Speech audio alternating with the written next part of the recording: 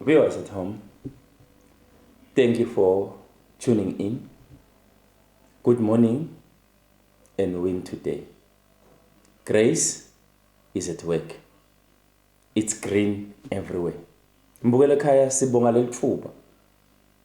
Phakathi nebusuku. Mhlambe kulesikhathi lesi nguthola awukalali ngithi unetinkinga. Nome uyagula. Nome uphatheke kabi. Uphathekile emtimbeni. Nome ubhuthe kabi. Mhlambe unetinkinga emsebentini. Nome unetinkinga emshadweni. Mhlambe sofuna kwenda nento lekabi. Mhlambe ufuna kutibulala noma ufuna kwenda into lengasi kahle. uNkulunkulu ungithumele kuwe as an official diplomat.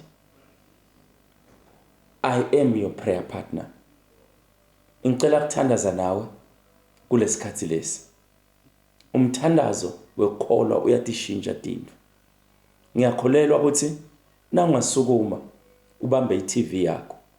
Ngiyakholwa kunetinto leti tawusuka empilweni yakho. Taba netishintsho. Ngingakakuthandazeli mbukele ekhaya. Ngicela ukuthi sesifunze live laNkulunkulu lelitakukhuthanda. Encwadzini yaGenesis chapter 1 verse 1 to 3. Ngifundza ngesingisi phindze ngifunze nangeSiswati. In the beginning God created the heaven and the earth.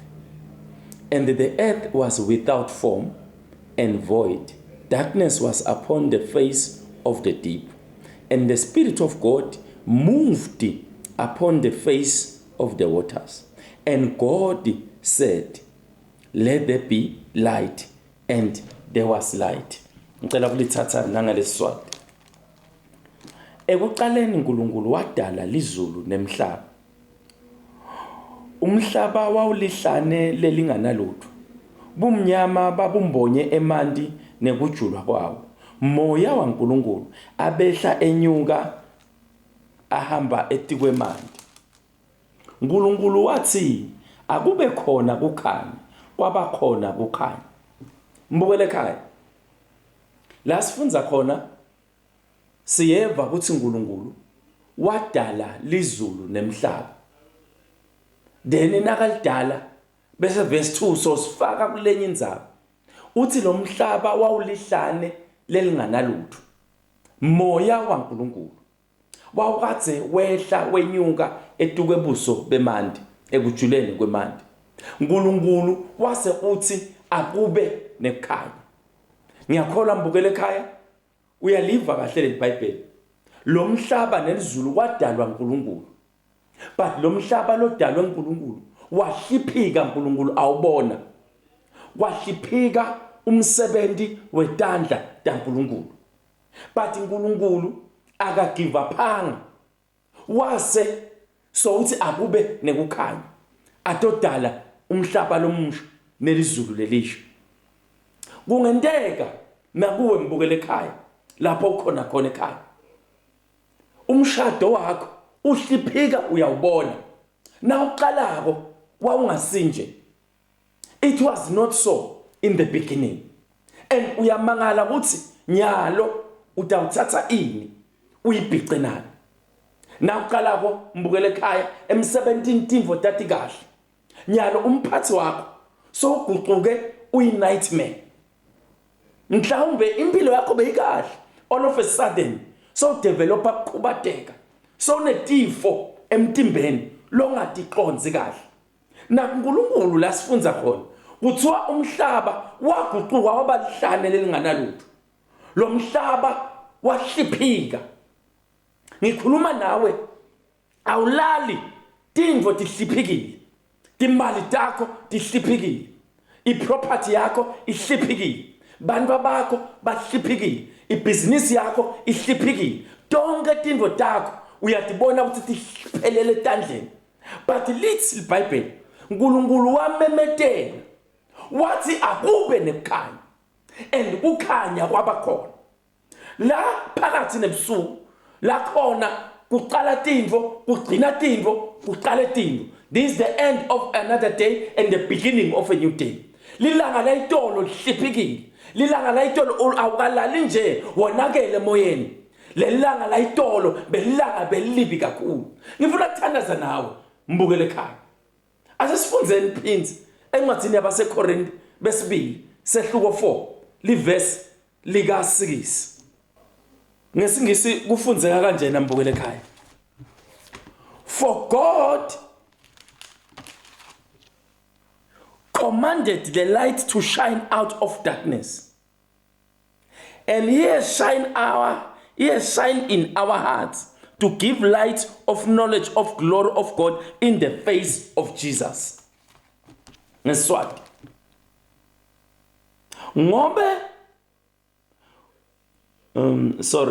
ngoba yena lo nkulunkulu lo wathi akuvele kukhanya ebumnyameni nguye futhi lokhanyisa etinhlitiyweni tethu.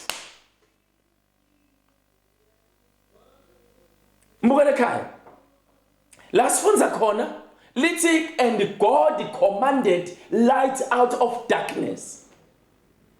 Alisho ukuthi He created. Ngale Genesis lithi uNkulunkulu wathi akube nekukhanya. Hayi ukuthi wahamba wenda ilaboratory wahlanganisa tinto.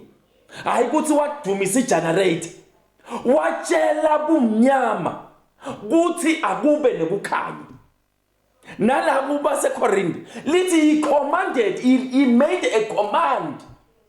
He made a decree and He said let there be light. Mbukele ekhaya ngiyathi ukuthi la kulesimo sakho awathi ukuthi utawuqalaphi ugcinephi awathi ukuthi utawuhlanganisa ini uyibhiqenani kuze kuphume likhambi. I want to pray with you. We are commanding light to come from that darkness you are facing. We are commanding healing from the sickness.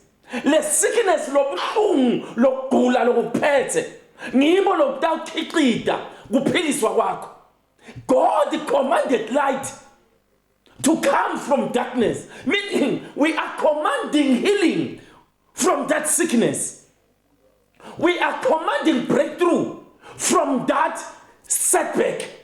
We are commanding business breakthrough from those debts. Siyamemetela namuhla. Ngifuna ukuthi kulesikhathi lesi mbukele ekhaya. Usukume ngiyathi uthi uphethe buthongo. Mhlawumbe awusayi umtimba wakho unami. Ngicela ubambe iTV yakho.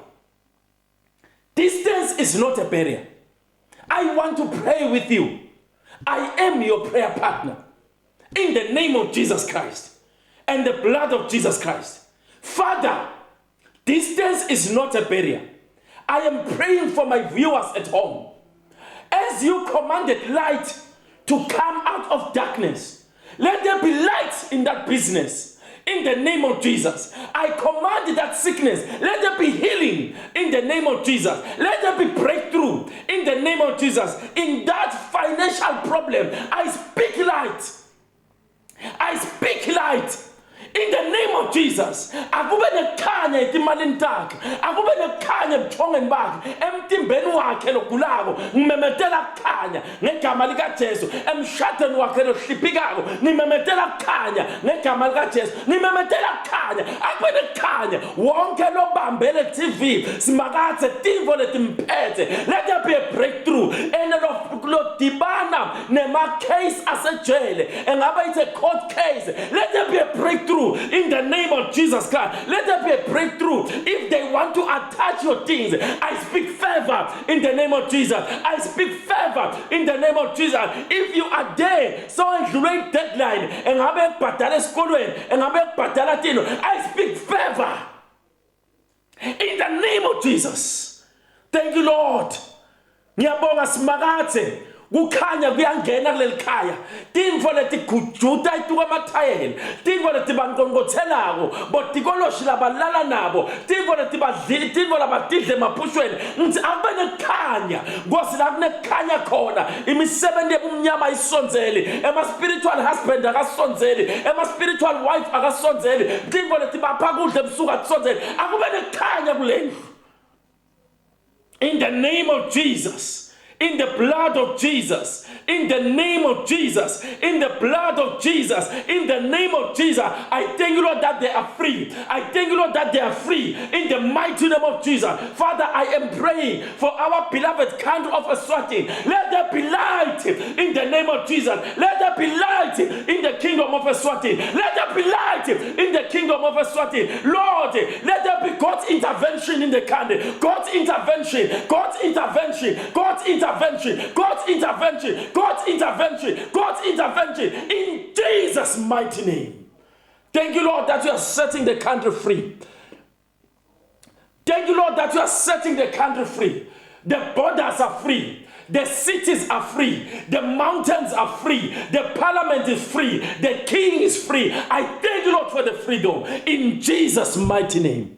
Thank you, Father, that light is entering that house. Ngiyabonga ukuthi lokukhanya lokhu kuyehlukanisa bumnyama nekhanya. Mbukele ekhaya. Good morning and win today. This is your new morning. God has done it. Congratulations. God has done it. Congratulations. God has done it. Congratulations. God has done it. Congratulations. In Jesus' mighty name. Thank you, Father. In Jesus' name. Amen and amen. Remember, mbukele ekhaya, le nombolo levelako lapho, sishayele usiwhatsappele, usitshele ukuthi what God has done, ema details ethu atawudlala ngalokulandzelayo. In Jesus' name. Amen.